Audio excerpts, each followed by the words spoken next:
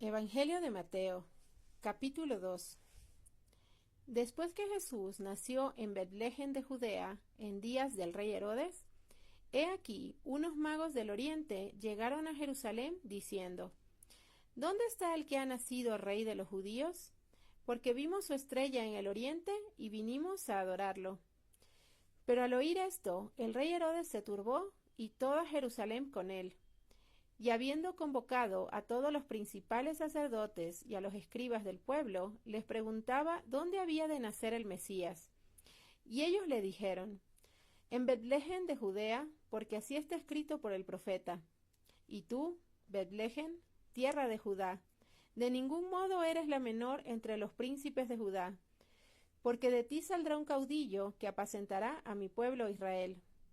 Entonces Herodes, llamando en secreto a los magos, indagó diligentemente de parte de ellos el tiempo de la aparición de la estrella, y enviándolos a Betlehem, dijo: Id, informaos diligentemente acerca del niño, y tan pronto como lo hayáis encontrado, avisadme para que yo también vaya a adorarlo.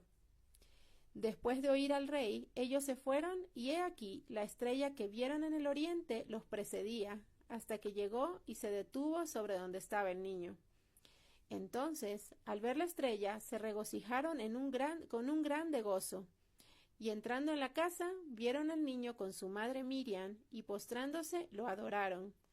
Luego abrieron sus tesoros y le ofrecieron como presentes oro, incienso y mirra.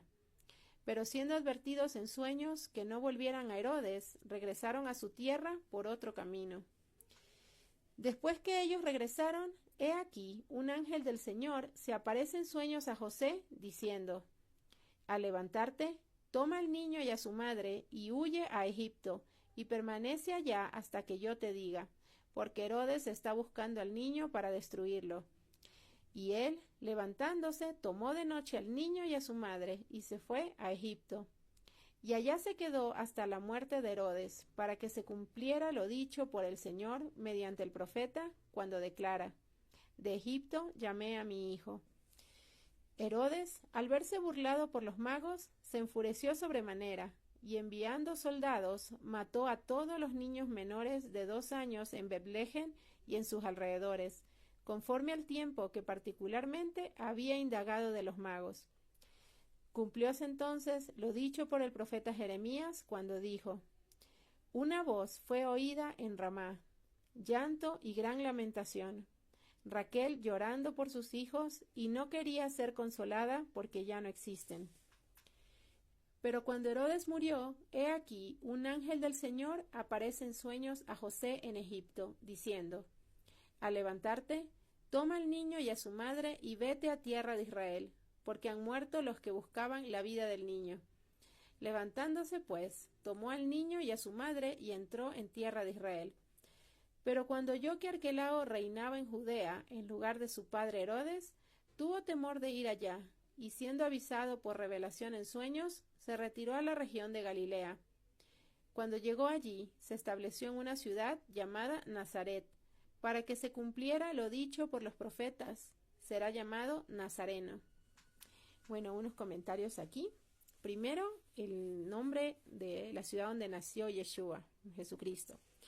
Nosotros la tenemos en español como Belén, pero en hebreo es Betlehem y significa la casa del pan.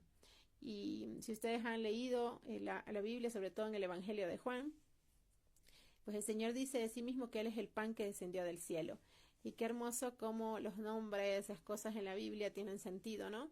En estas cosas, sobre todo. Y es que el pan del cielo descendió así en medio de nosotros a la casa del pan, ¿no? En Betlehem. Entonces eso es algo hermoso de ver aquí, como el Señor nos deja pistas y recordatorios, ¿no? Pero esto a veces no lo podemos ver porque en las traducciones pues perdemos eso, ¿no? Pero aquí en esta versión de la Biblia que tengo yo, pues trata de conservar los nombres, y vemos aquí Betlehem.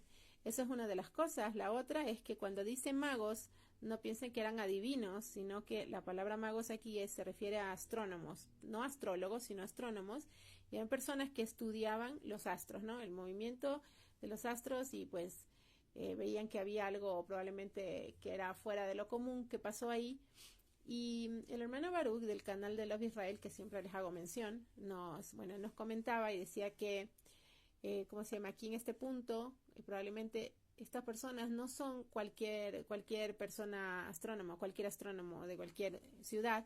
Lo que sucede es que usted tiene que recordar que hay el pueblo de Israel se dividió, ¿no?, en dos reinos, en Judea y en Israel. Y entonces algunos estaban dispersos entre las naciones, así que probablemente estos sabios o estos magos, o sea, que estudiaban, tenían el propósito de que estaban buscando una señal, porque eran parte del pueblo, pero vivían en el exilio, ¿no? Entonces esto explicaría mucho de por qué ellos estaban justo viendo esto y por qué les llamó la atención. Y por qué dice el rey de los judíos, claro, porque están haciendo en Judea, ¿no? Entonces por eso es el rey de los judíos, pero en realidad es el Salvador para todo el pueblo, ¿no? Cuando el Señor a Judá y a Israel los haga uno solo, ¿no? Entonces eso por un lado.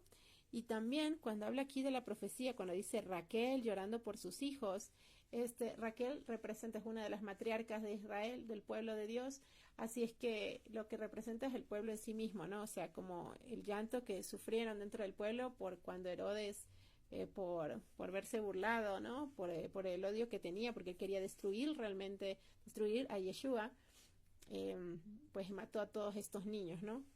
Ahora, y por último, cuando dice aquí que sería llamado Nazareno, entonces esto es algo que normalmente ustedes han visto que a Jesús lo ponen de cabello largo, pues la verdad no se sabe si tenía el cabello súper largo o bien cortito, pero el punto es que no es que él usa, ¿cómo se llama? No hay que confundir Nazareo con Nazareno. Entonces aquí es Nazareno porque él fue a vivir en Nazaret, ¿no? Entonces era de Nazaret, por eso Yeshua o Jesús de Nazaret. Pero los nazareos tenían un voto, cuando hacían el voto de nazareato se dejaban crecer el cabello. Entonces esto es otra cosa distinta porque hacían un voto a veces por toda la vida o a veces por un periodo de tiempo, luego del cual, si lo hacían por un periodo de tiempo, luego de ese tiempo le tenían que rapar su cabeza y dar una ofrenda, algo así era. Pero por ejemplo, en el caso de Sansón, él era nazareo, ¿no? O sea, tenía un voto de nazareo y por eso él no podía cortar su cabello porque el voto que él tenía era de por vida. Entonces por eso él no debía cortar su cabello, porque era como romper ese voto, ¿no? Pero ese es otro tema, pero les aclaro aquí más o menos. Entonces esas cosas, los pequeños comentarios, pero como siempre les animo a que ustedes puedan profundizar por su cuenta también, ¿no? Así que bueno, si el Señor quiere, mañana continuamos con el siguiente capítulo del Evangelio de Mateo. Un fuerte abrazo y que Yeshua les bendiga. Shalom.